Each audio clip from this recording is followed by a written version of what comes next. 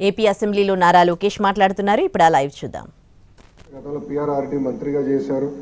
ఉపాధి హామీ అనుసంధానం ఎట్లా చేయాలి, దాని అన్నింటిలో ఎట్లా చేయాలని ఆనాడు ముఖ్యమంత్రి గారు పెద్ద ఎత్తున రివ్యూ కూడా చేశారు అధ్యక్ష. సో ఇట్లా అన్ని పనులు ఒక పద్ధతి ప్రకారం చేసుకుంటూ పోయాం అధ్యక్ష. వాస్తవంగా చెప్పాలంటే సెంట్రల్ ట్రైబల్ యూనివర్సిటీకి వచ్చే కొంచెం డిలే అయ్యగల ప్రభుత్వాలు మారినాయి.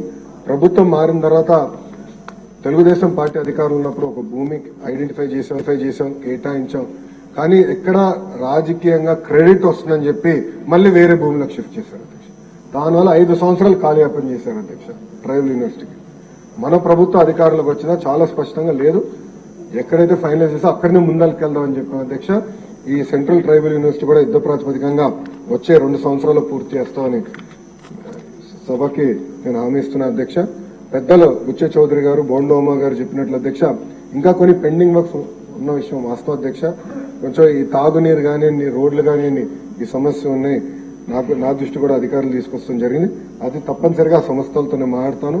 ఇంటెక్ కానివ్వండి, మ్యాన్ పవర్ కూడా డిస్కస్ చేసి తప్పనిసరిగా ఎటు టేకప్ చేయాలో చేస్తాం. పెద్దలు బుచ్చ చౌదరి గారు ఏకంగా రాజమండ్రి ఏమైనా చేస్తే బాగుంటుందని కోరటం జరిగింది. అది ఆల్రెడీ ఒక ఆలోచనలో ఉన్నాం.